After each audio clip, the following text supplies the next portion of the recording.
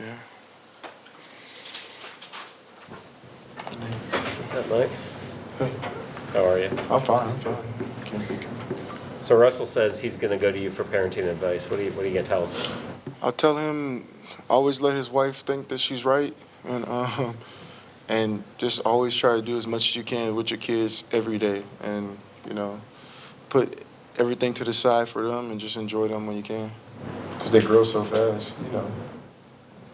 How hard is it to be a father and an NFL player? Well, it's super hard because it's one of those things where you are this personality and people see you as just this athlete or whatever you are, and you when you go home you're just a regular person. You're a regular person all around, and then sometimes people try to treat you like you're different. And you got to explain to your kids that I'm just who I am, and and you just have to be able to not let them think that because what you do they can benefit from it. Let them earn it their own way, and just try to be, the best father you can whenever you out in public trying to coach the basketball team like I do, and people ask for autographs. I'm like, no, I'm here coaching this basketball team. I'm here to win the game. So just try to be as regular as you can and don't let people make you think that you're not.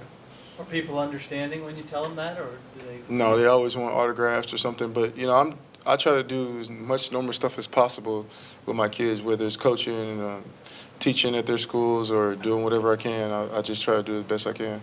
Where did you and your brother get the affinity for reading and supporting others? Well, my mom's a teacher, so we grew up always having books in the house. Always grew up with projects, and always did stuff with the school. So that's just something we love doing, and it's just been a blessing because now my kids love reading, and it's fun to enjoy books with them. Speaking of reading, Sherman came out dressed as Harry Potter. Are you a big Harry Potter fan? Oh, yeah, I like Harry Potter just as much as the next human being. I mean, Harry. I think they should let it the rest, but they made a whole nother story. So a new movie coming out, but I love Harry Potter. I've always watched it. My daughter loves it now, and it was a fun book, a fun story, and pretty interesting. Well, Sherm said that if he had a Quidditch team, that you would be a beater on the team. Do you have any thoughts on that, or what would make a good beater?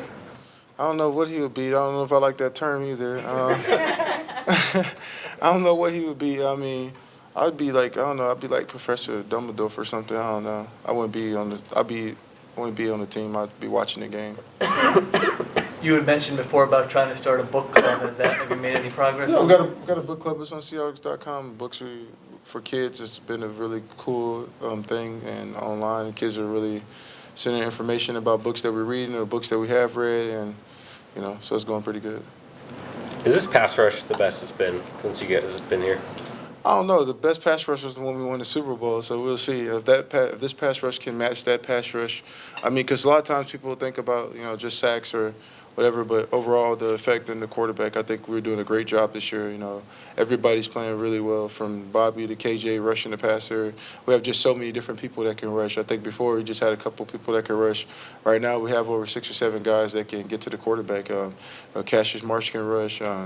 Jaron's rushing good. T-Mac's rushing good. Rube's rushing good. Cliff's rushing great. Frank's rushing great. So it's just so many great rushers, and I think that's what's going on really well right now. Your line of work doesn't usually throw out much to quarterbacks, but what do you respect about Drew Brees, for example? I don't think I respect Drew Brees. I think I really respect the money he's made in the league.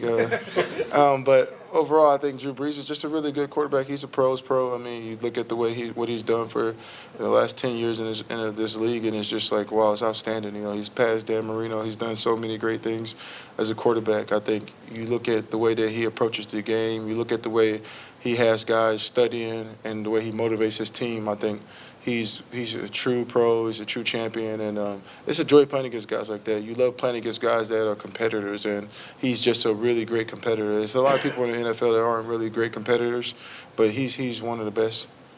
The challenge in your job of getting to him, what's the challenge of him getting the ball up? I think the challenge for him is just not to let him complete any passes. It's just like any other game. I go into every game exactly the same. I don't try to challenge myself either more or less. I think you just go out there and keep it real simple. Just try to get the person with the ball.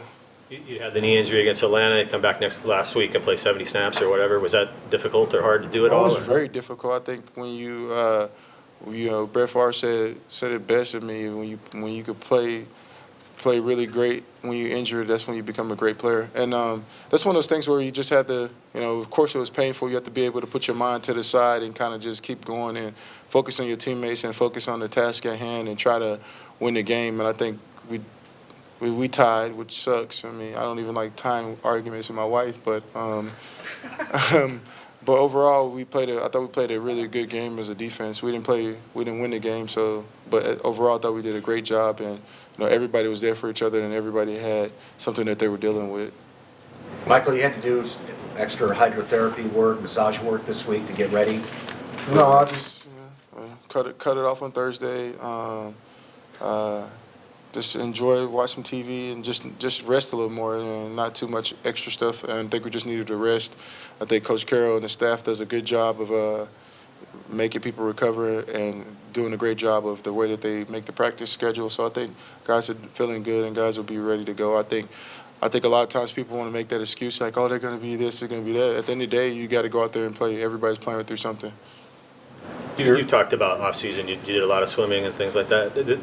You still able to do that during the season? Does that help recovery? A lot of guys do swimming all the time. I think we do swimming, and especially when you start playing a lot of plays like some of the older guys, you try to find ways to take the load off your body, and swimming is one of them, and stretching and doing some different things.